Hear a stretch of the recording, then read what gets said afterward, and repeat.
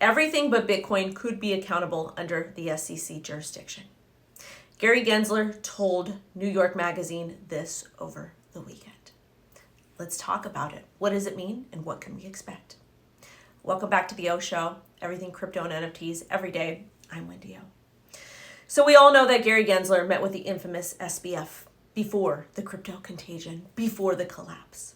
And did he do anything to protect retail investors? No.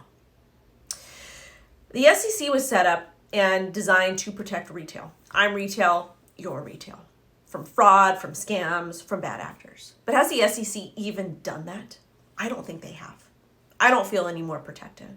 If anything, I feel under attack.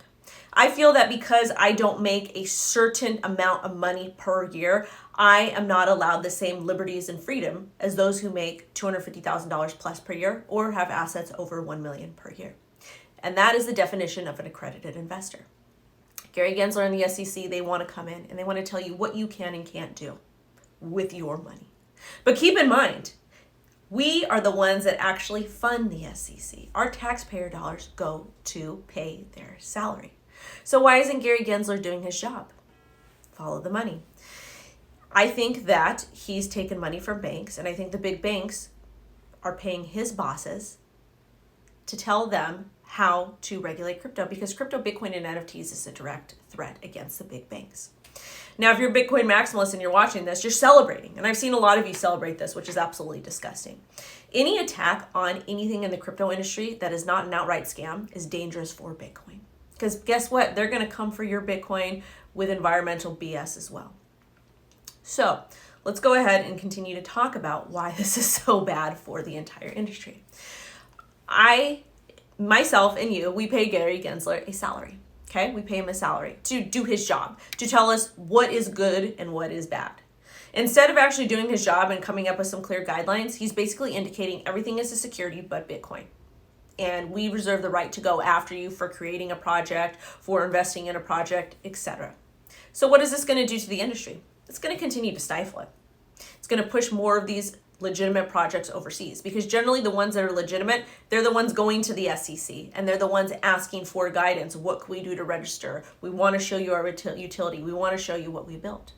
But instead of helping these companies operate on the up and up, they want to go ahead and just call them a security because that's the easy way out. They want to have an outlet to attack these people later on. So what can we do to stop this dangerous behavior and predatory behavior from the SEC?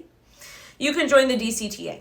That's an organization that I work for, and I'm not compensated by them in any way, shape, or form, but they advocate for retail investors. All of the other firms and these big advocacy groups, they do not work for retail. They work for VCs, they work for hedge funds, they work for people with money, and they work for these big crypto projects.